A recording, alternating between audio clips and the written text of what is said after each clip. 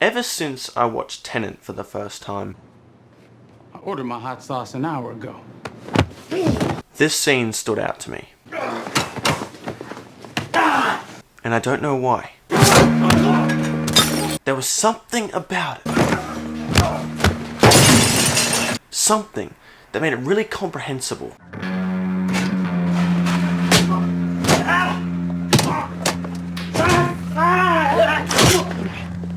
To watch. Even though there is a fair bit of cuts in the fight, it's comprehensible. And I couldn't understand why. And I'd say about a week ago, I finally figured it out. I watched it again and went and showed it to someone, and then it clicked. So I'm going to talk about 10 things that make this action scene really cool. What makes this action scene so badass, so good. But there's two particular things that I really want to highlight here that made this action scene really comprehensible, made it really awesome. Let's get into it.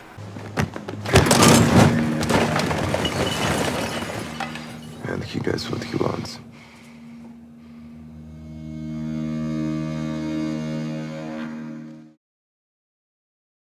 Okay, so let's go through the little things that kind of accumulate to make it even better.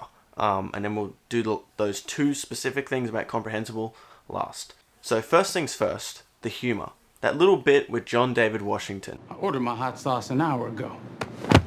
That was actually improv too. This, I feel like almost everyone knows this, but that was improv. You know, he just added that in himself, and yeah, it worked great. I think it added that little bit of humor that just really added some, added the cherry on the top, I guess you could say.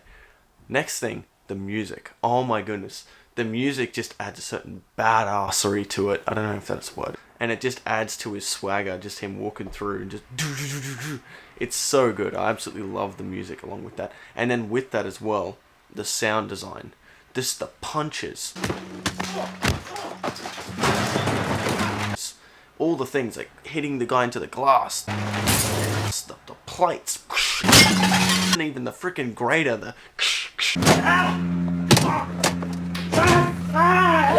And like all that was awesome. I really loved the sound design, and it really added to the punches. I thought it was really good in that regard with the sound design in this part. The concepts they do in this little action scene, the grater, the plates, and even the way he surprise attacks him. He acts all weak and shit, and then wham!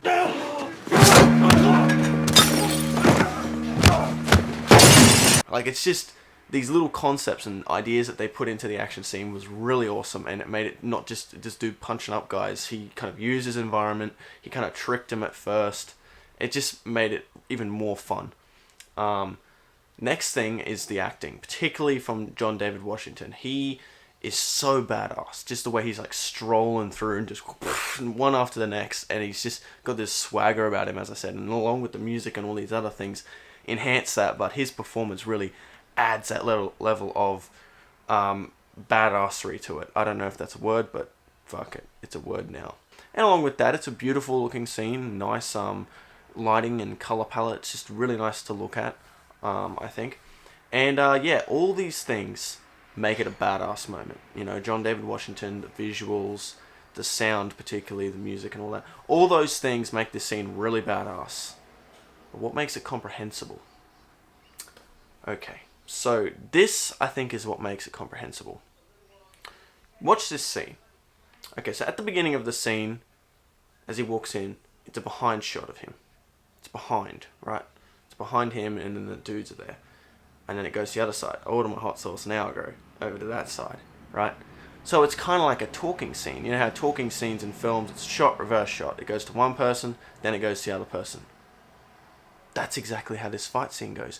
There is no extra shot in this action scene except for those two perspectives, pretty much. I think near the end it kind of does slightly change when he smashes the guy into the glass, but that's it. Aside from that, it's very simple. And since it's very narrow, they could have put the camera over the other side of the kitchen and, you know, put a shot over the other side. But no, they didn't. And I think that's actually for the better, because it makes it like a shot, reverse shot scene. It's just like a talking scene, but instead of talking, he's beating the fuck out of people. But that's what works. is it's just very simple. Shot, reverse shot. Shot, reverse shot. And that's what makes it so comprehensible. Is because it's just those two shots, and you familiarize yourself with the environment, with where everyone is, and it makes it very easy to follow, and it makes it very just satisfying to watch. It's because it's very comprehensible. You can see what's going on, and it doesn't have to be in a one take because it's very simple to follow with this shot reverse shot system. So yeah, those two things that make it work is the camera composition, the way it's composed in the shot reverse shot system, and then the editing. It's very nicely edited. You get to get a lot of information each time it cuts back and forth. And that's it. It was actually kind of simple. Like, it was simple. It was a simple approach, like a shot reverse shot system, which made it very comprehensible. For the longest time, I could not figure that out. I just thought, why is this so comprehensible? It's not like it's a one take, like you really get to see it, or like this extreme wide shot like in a John Wick fight scene.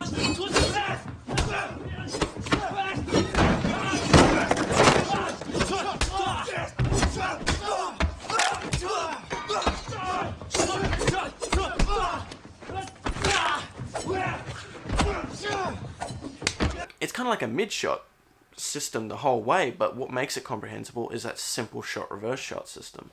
So yeah, that was what made it work, I think. Tell me your thoughts on this scene. Did you like the scene? What was your favorite action scene in the film? I wouldn't say perhaps this is my favorite action scene. I love those other inversion scenes too, but this one for some reason stood out to me a lot, and I very much enjoyed this scene.